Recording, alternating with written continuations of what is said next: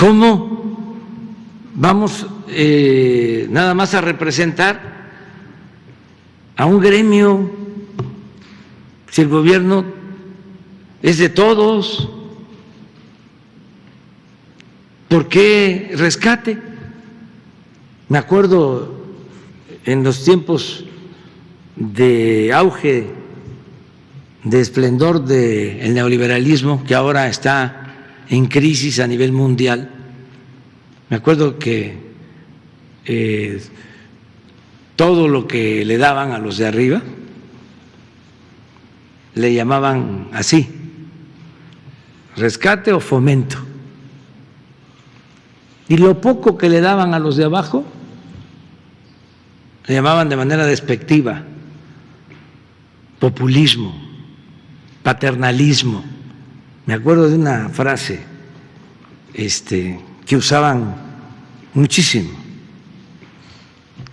porque todo esto nos está llevando a hacer un análisis y a la reflexión profunda. Decían, para no darle nada a los de abajo, para no darle nada a los pobres, en vez de darle un pescado, enséñalo a pescar. Esa era la frase célebre. En vez de darle un pescado, enséñale a pescar. Si no hay río,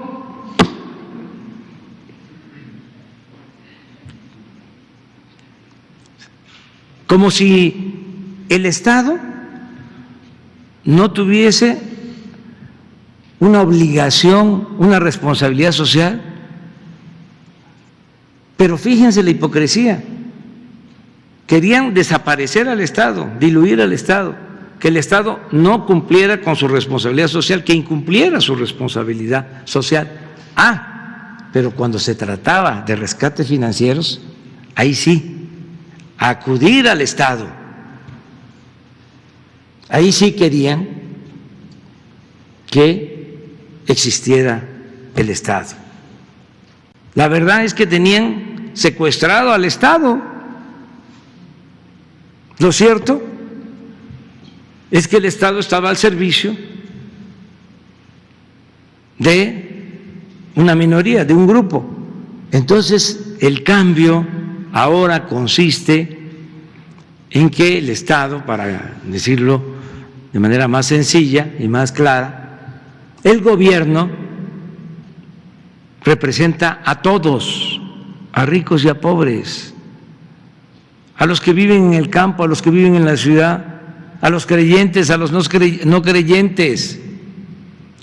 Y hay una separación clara entre poder económico y poder político. Lo que me aconsejó el migrante de San Quintín, que me dijo: cuando triunfemos, recuerde que el presidente Juárez separó al Estado de la Iglesia, porque a Dios lo que es de Dios y al César lo que es del César. Ahora lo que se necesita, me aconsejó, son de mis asesores, es separar al poder económico del poder político y que el gobierno represente a todos. Entonces, sobre esas bases es que elaboramos ya nuestro plan para enfrentar la crisis sanitaria, para enfrentar la crisis del modelo neoliberal mundial, con un plan distinto que va a proteger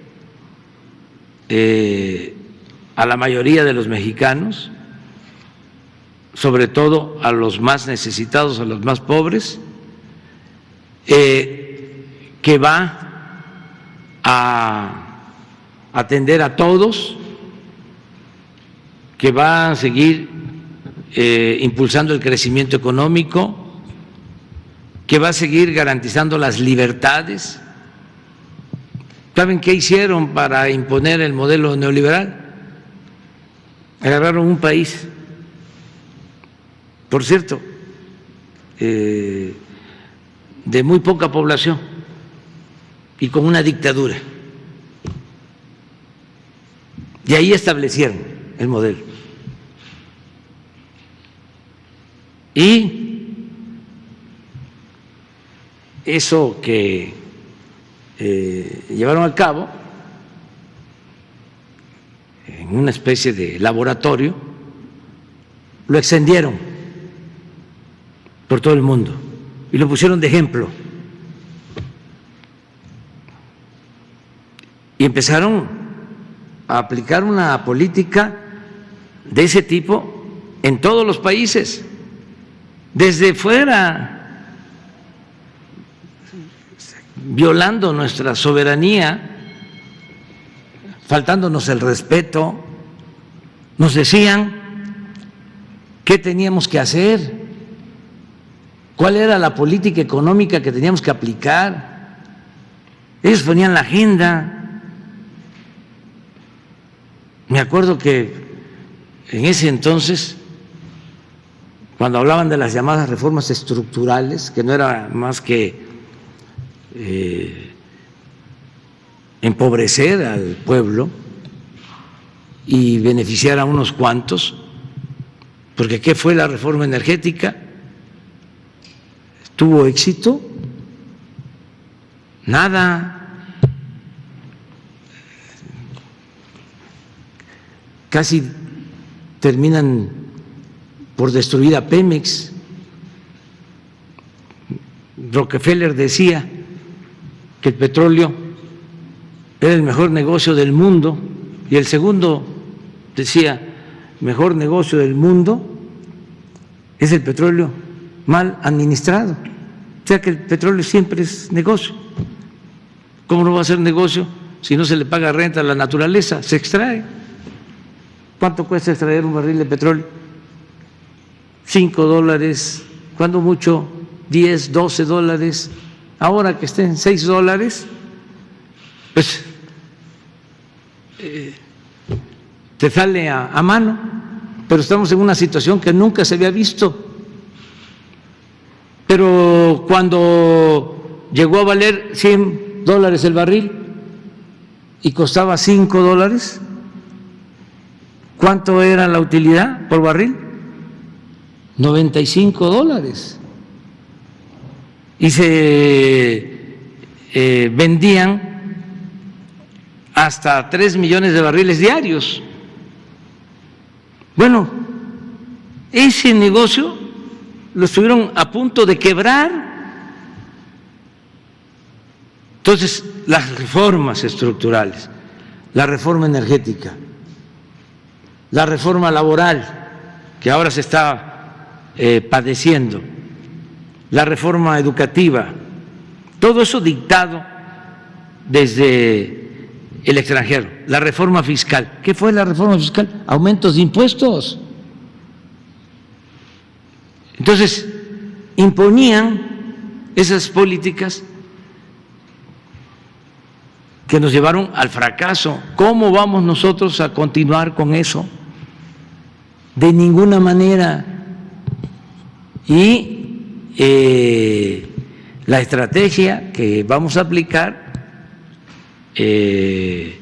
va a ser nuestra. Durante décadas ni siquiera se elaboraba en México, de acuerdo a nuestras necesidades, el Plan Nacional de Desarrollo. Todo se hacía a partir de las recomendaciones, de las recetas de los organismos financieros internacionales. Entonces ya no es así. Entonces, sí es importante en estos momentos tocar este tema. Nosotros no vamos a endeudar al país. Estamos aplicando una política de austeridad, se está apretando el cinturón el gobierno, porque también esa es una diferencia importantísima. Cada vez que había una crisis, como les pedían desde el extranjero,